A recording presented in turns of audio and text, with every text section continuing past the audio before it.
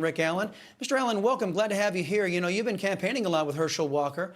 Press has been hammering him and skipping over all of the so-called Reverend Raphael Warnock's troubling record, including serious accusations on campaign finance.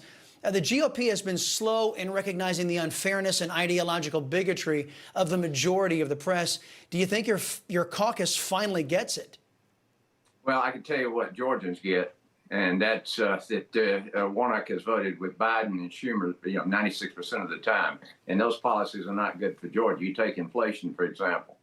Right now, you got a family in Georgia living paycheck to paycheck, and they're having to do without a month's pay, and that hurts. And obviously, there's a war on fossil fuel. When you look at all the surrounding states and, South Carolina, Alabama, Tennessee, Florida, how are their senators voting? Yet our senators, because they have to vote with Schumer, because all this money that Warnock is putting up ads on television trying to confuse the voters is coming from New York and California. And so when that money comes in, they expect him to vote line item with them. Yeah, I hear you. I hear you. Mr. Walker is not a pastor, but his values seem to be more deeply rooted in Christianity than the Reverend Warnock's. Just a few weeks ago, Walker offered to pay the rent for the poor tenants that Raphael Warnock's church was about ready to kick to the curb. And during their debate, Herschel Walker had to remind Mr. Warnock that there is a baby in the room when a discussion about an abortion is taking place. Do you think voters in Georgia will vote their values and align with Mr. Walker over Reverend Raphael Warnock? Oh, absolutely. If they understand the truth. And like I said, he's running ads nonstop that are, bearing false witness, as Herschel mentioned in the debate. He's accusing him of things that are lies. But again, now all that money's coming from California and New York. But the bottom line is this. Warnock claims to be a pastor, okay? Yet he is fine with killing a full-term child, and if that child lives, then killing that baby.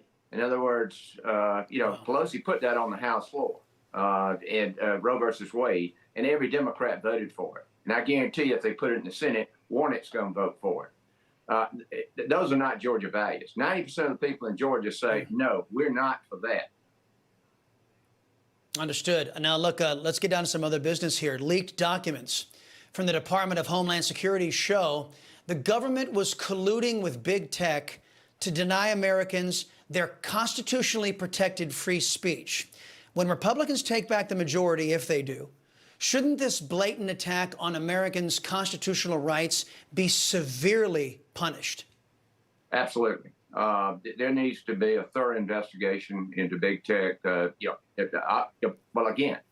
in the last election, Zuckerberg put $50 million in the state of Georgia in drop boxes and mailing out absentee ballot applications to try to sway this election. That shouldn't be allowed.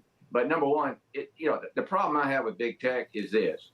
They take our information. Let me tell you, under the Constitution, we're guaranteed the right to own property, own our property, and the right to protect it.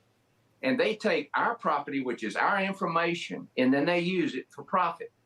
And they just want more and more information, and they're using that to like I said, break in these. And the other problem is the FTC needs to look at federal trade violations with these folks.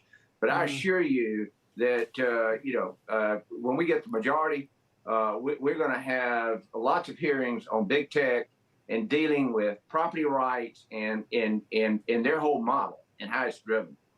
Yeah. Well, Congressman, look, take a message back to your leadership and to your colleagues in Congress from us, because your leadership, Mr. McCarthy and Mr. McConnell, they don't listen to we conservatives. It is wrong for members of the federal government to draw taxpayer-funded paychecks and then use those taxpayer-funded resources to work to deny us our constitutional rights of free speech. The people are ticked off about this, Congressman, and they ought to be. And those Republicans had better get busy protecting our rights. And if they don't, they're going to be looking for another job. Congressman Rick Allen, sir, I appreciate your time, as always.